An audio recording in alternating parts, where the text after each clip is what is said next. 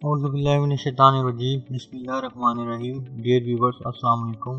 दोस्तों, आप सबको इल्म का रास्ता के चैनल में खुश आमदीद। दोस्तों, आज हम लोग डिस्कस करने जा रहे हैं प्रोविजनल सिंध असेंबली में जॉब्स आई हैं पाकिस्तान टेस्टिंग सर्विस यानी PTS के थ्रू जो आई हैं, उसमें अप्लाई करने के लिए क्या क्या चीज़ें हमें रिक्वायर्ड हैं, अप्लाई किस तरह से होगा, क्या एडवर्टाइजमेंट है, रिक्वायरमेंट है, वो सब आज हम इस वीडियो में डिस्कस करेंगे। तो वीडियो को स्टार्ट करते हैं। तो चलिए मैं आपको एडवर्टाइजमेंट दिखा देता हूँ। ये इसका एडवर्टाइजमेंट है। Application are invited from Pakistani national having domicile of Sindh province for appointment against the following vacant position as per requested criteria on regular basis in the provisional assembly of Sindh. दोस्तों, सिंध असेंबली में जो Sindh domicile holders हैं वो सब इसमें apply कर सकते हैं। ग्रेड 19 से लेके 5 तक की जॉब्स अनाउंस की गई हैं, जिसमें एक्सपीरियंस भी मांगा गया है और एक्सपीरियंस सर्टिफिकेट भी आपके पास होना चाहिए और एक्सपीरियंस के बगैर भी इसमें जॉब्स हैं।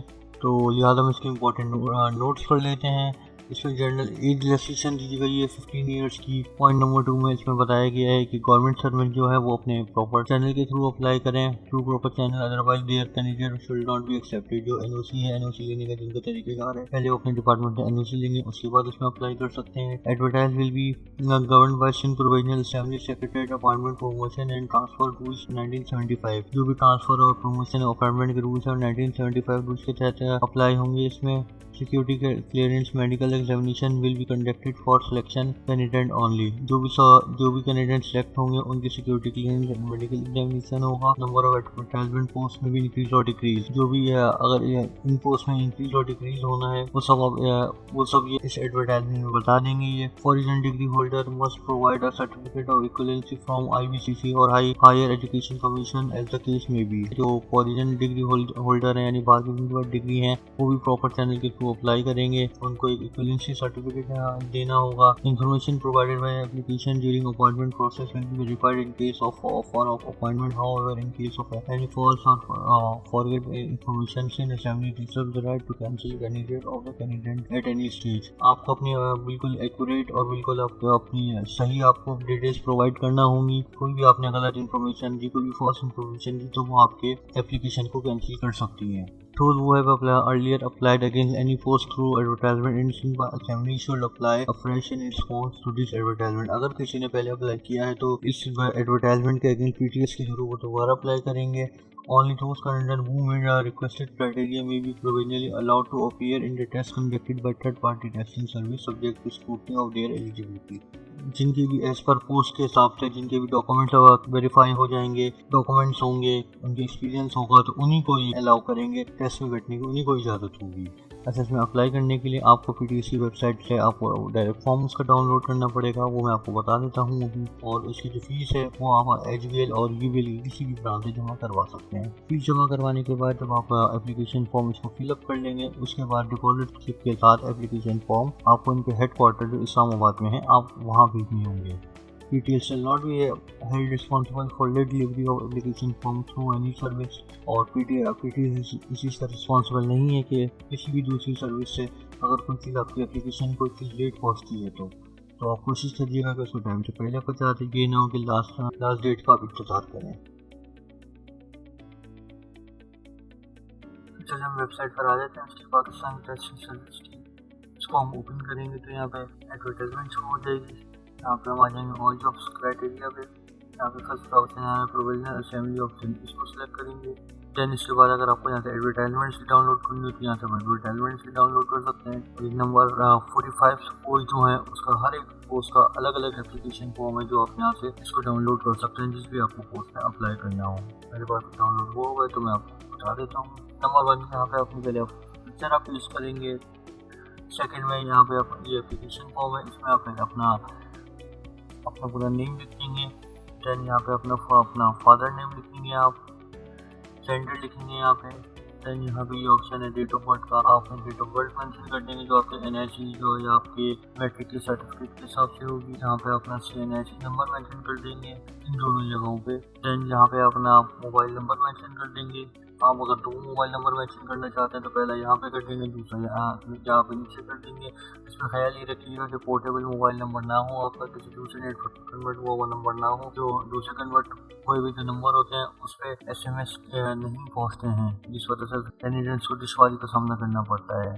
नंबर 9 पे जो ऑप्शन है वो ईमेल एड्रेस का है, जो आप ईमेल एड्रेस यूज करना है वो आप ईमेल एड्रेस यहाँ पे मेंशन कर दें। नंबर 10 पे प्रेजेंट एड्रेस है, जो आपका करंट एड्रेस है आप उसमें वो आप यहाँ पे मेंशन कर दें। यहाँ पे डोमिसाइल प्रोविंस मेंशन कर दें, सिंध अर्बन है तो अर्बन, सिंध रूरल है तो रूरल। यहाँ पे डोमिसाइल डिस्ट्रिक्ट मेंशन कर दें, जो भी आपका डिस्ट्रिक्ट है, जो डोमिसाइल पे आपके मेंशन है। रीजन में आप आ जाएंगे, यहाँ पे आप मुस्लिम है तो मुस्लिम, नॉन मुस्लिम इस पर टिक लगा दीजिएगा।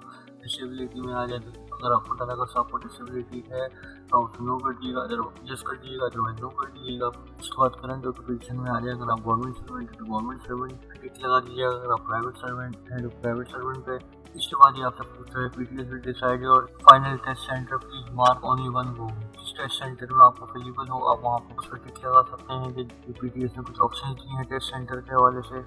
यहाँ पे आप अपना उसके बाद एकेडमिक क्वालिफिकेशन मानिए तो फर्स्ट आप पहले मैट्रिक से शुरू करिएगा, मैट्रिक किया और मैट्रिक के बाद इंटर के बाद बैचलर्स के बाद senior education and then masters या एमफिल सो ऑन। जो भी आपकी डिग्री हो तो आप इसको स्टार्टिंग मैट्रिक से करिएगा। एंड देन अगर आपने कोई other qualification diploma course computer course कोई की हुई हो तो वो यहाँ पे आप लिख लीजिएगा। इंस्टीट्यूशन नेम है जहाँ से आपने कोर्स किया हो उसका नाम लिख लीजिएगा, नेम ऑफ डिप्लोमा कोर्स, जो भी डिप्लोमा का नाम है, कोई अगर कंप्यूटर का कोर्स है या कोई अगर इंग्लिश लैंग्वेज है या कोई अगर ऊपर आपने कोई डिप्लोमा किया है तो आप सारी चीज़ें यहाँ पे मेंशन कर सकते हैं। यहाँ पे इसका ड्यूरेशन मेंशन कर दें और यहाँ पे टोटल ड्यूरेशन लिखेंगे कितने महीने का कोर्स था, कितने साल का कोर्स था।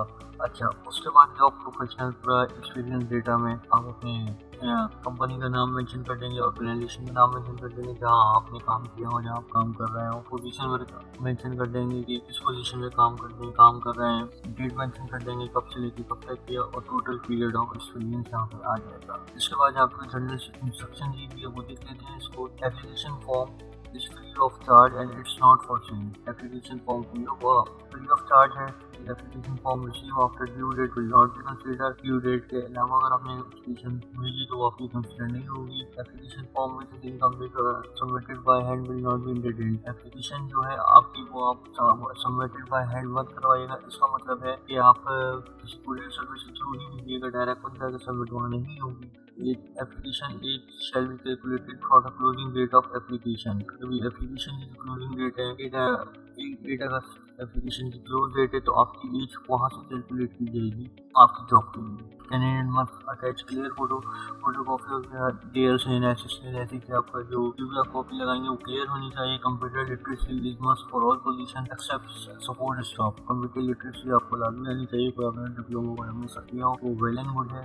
Application carrying incorrect information shall be instantly rejected. Application आपकी रिजेक्ट हो जाएगी अगर आपने कोई गलत इन्फॉर्मेशन इसमें डाली होगी तो। अगर आपको कोई जॉब एक्सपीरियंस रिलेटेड नहीं होगी तो वो अपनी एप्लीकेशन कंसिडर होगी। Candidate should bring their original normal at the time of interview के टाइम पे अगर आप इंटरव्यू की सिलेक्शन हो जाती है तो आप अपने डॉक्यूमेंट्स हैं जो एक्सपीरियंस सर्टिफिकेट हैं तो आप इंटरव्यू में आप लेके जाएंगे। Original sign letter from your employer stating name, position, salary, duration of employment, address and contact number of employer if already in job और जॉबलेस। और आप अपने जो इसमें डिटेल है वो अपनी सब सारी मेंशन करेंगे। यहाँ पे जो भी लेटर होगा उसके ऊपर salary, position, name, employer data सब सारी चीजें जहाँ पे जरूरत होगी। Candidate should also attach photocopies of all supporting document if required और मेंशन इन द एडवर्टाइजमेंट। जो भी कैंडिडेट्स हैं एप्लीकेशन के साथ अपने सारे डॉक्यूमेंट भेजेंगे।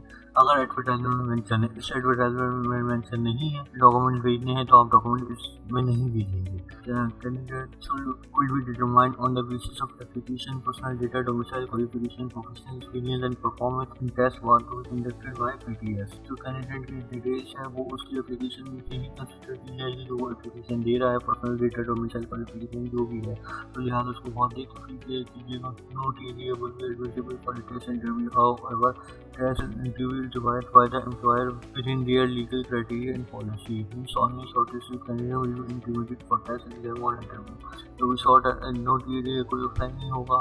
जो भी टेस्ट एग्जाम इंटरव्यू है जो भी शॉर्टलिस्टेड कैंडिडेट है उनको ही बुलाया जाएगा। Please make sure that if any other person attempts to take the test exam और interview in your place both you and such persons will be able to secure and detail relating to the application will be forwarded। तो instruction मुझे बता रहे हैं कि आपने अगर किसी और ने टेस्ट और एग्जाम दिया या इंटरव्यू दिया तो वो उसके खिलाफ लीगल एक्शन कार्रवाई हो सकती है।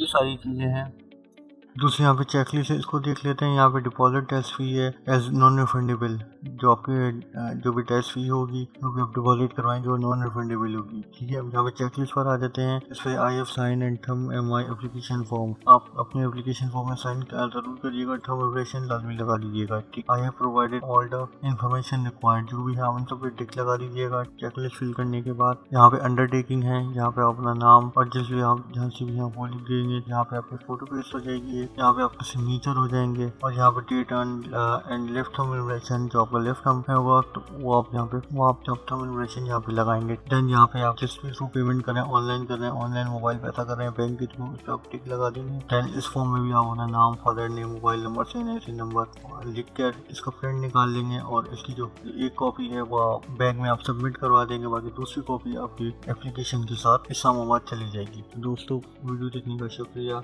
कोई भी इंशाल्लाह क्वेरी हो तो आप कमेंट बॉक्स में बता सकते हैं। जज़ाकल्लाह।